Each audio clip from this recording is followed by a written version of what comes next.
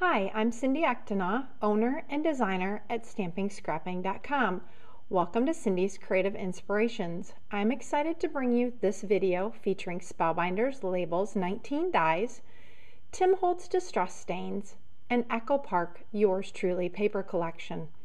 We are going to create this fun flip card using the number 4 die from Labels 19 and the Grand Caliber.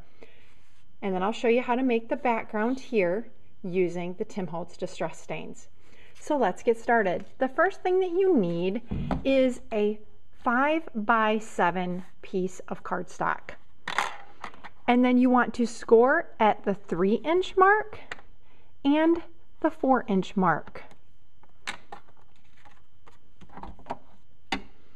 Now, using the Grand Caliber, we are going to be using only the base and the cutting plate. We're not going to be doing any embossing with this.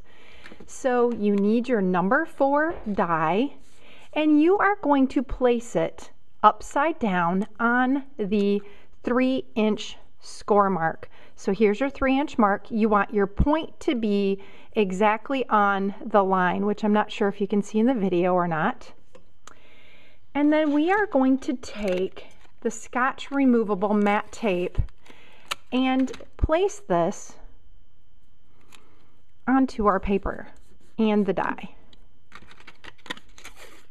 And this will hold it in place when we flip the paper over for cutting. So now we're going to flip our paper over onto our base plate. And now the only part that you want your top cutting pad to actually cut, you're going to line your cutting plate on the score line, the 3-inch score line. So you're going to line it directly up onto the score line, and then you're going to run that through the Grand Caliber, just that part.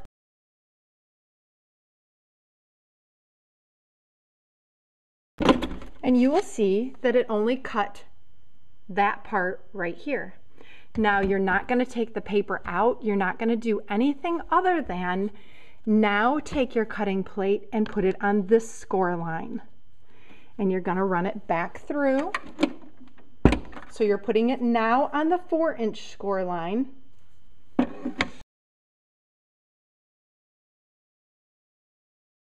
And this is what you have. Hopefully you can see that clearly. So now we're going to remove the die.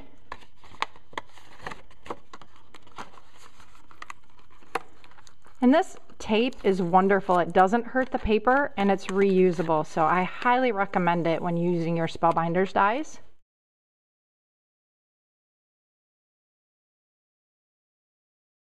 Now all you do is take your paper and you're going to fold it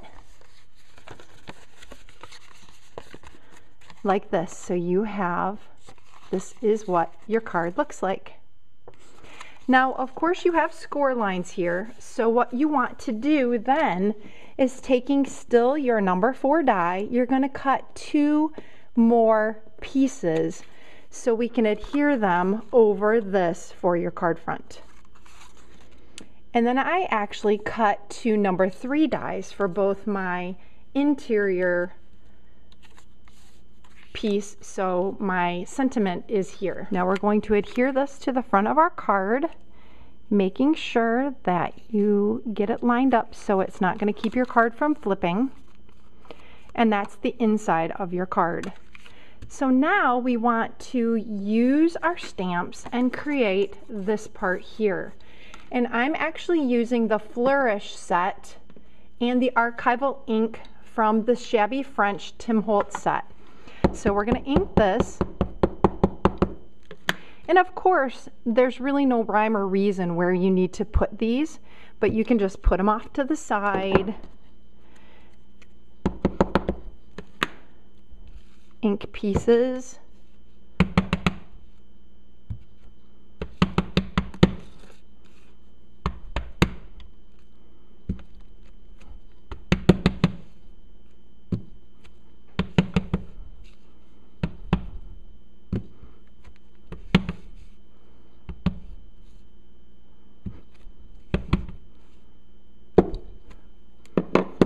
And that gives us that part. Now we're going to move to the front. And the neat thing about the way this card folds is you just have to stamp the front and it works both ways.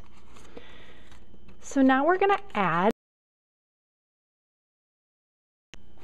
number 4 die to the front.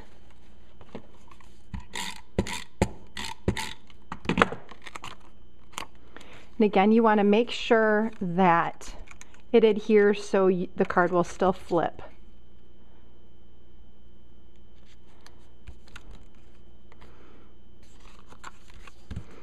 Now I want to show you how to create this fun background using the Tim Holtz distress stains, and I'm going to make what's called a marbled background. I am using Tim Holtz picket fence, barn door, and weathered wood. Now let me give you a little bit of background on the actual distress stains. These stains are translucent, meaning they are see-through with the exception of picket fence. Picket fence is a pigment stain.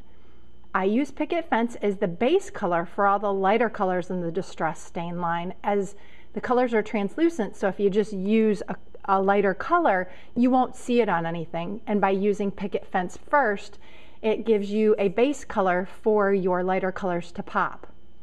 So for this marble technique, I am going to be using my nonstick craft sheet. Now picket fence is the only one that has a ball inside that you have to shake because of it being a pigment stain. And you're going to just lay down some color right onto your craft sheet. And then you're going to do the same thing for your barn door. Just add a little bit of color. And the same thing with the weathered wood. Now don't mix them up because you're going to do that when you draw your paper through. Now the next important part is distress stain reacts with water. If I were to just put this plain piece of paper in without getting it wet first, it would grab whatever color I put it in first. By getting it wet, it allows the colors to move. So I'm just spritzing it with my mini mister, just getting some water on it. And then I am simply going to just drag through all of these colors. It's kind of like kindergarten with finger paints. Now, if you want more color, then of course, you can see I got a lot of red. Then just add a little more color. Again, it's wet, and you can add the other color in. And you just keep playing with this until you get something you really like. You can spritz with more water to get it to react a little bit more. You can see as it reacts. And then what you want to do is you want to dry this. And I'm going to clean this up first so it doesn't pull any of the color to the edges.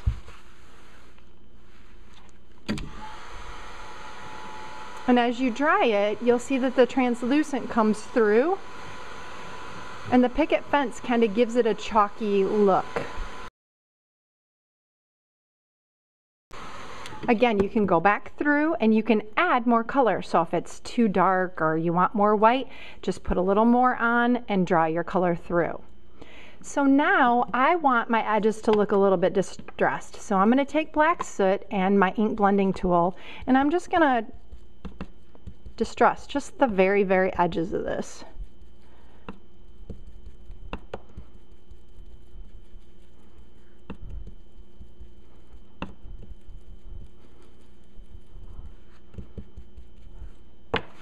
So now I have that distressed, and now I want to actually stamp this flourish, and I'm going to use the distress stain as my ink.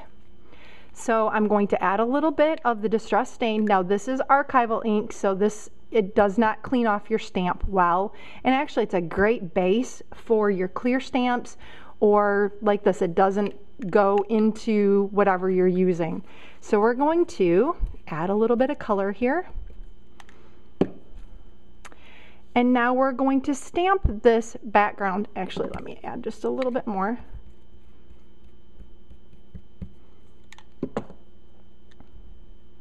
Onto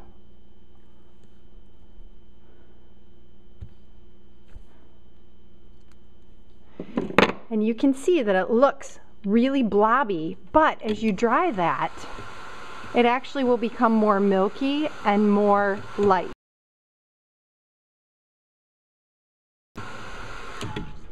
And I don't necessarily like how dark this is down here, so I'm just going to add just a little bit right in there.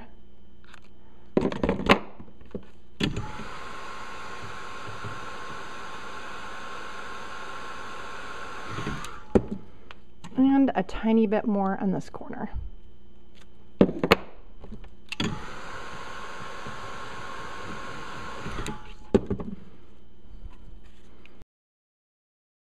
And my last step, now this is still a little bit wet, so let me dry it just a little bit more.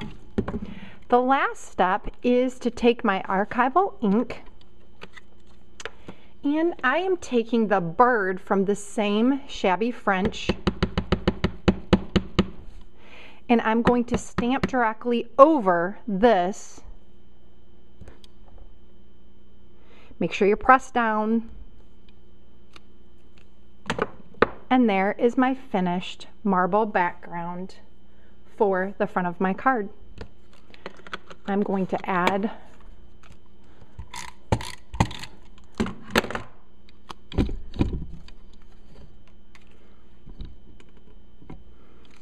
and I'm going to place this on the front of my card.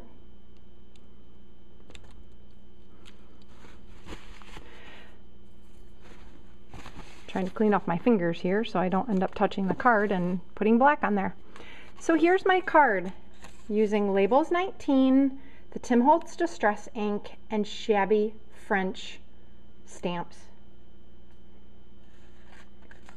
So I hope I've inspired you to get creating. Happy creating. Thanks for watching. All of the products used in this video can be found on stampingscrapping.com.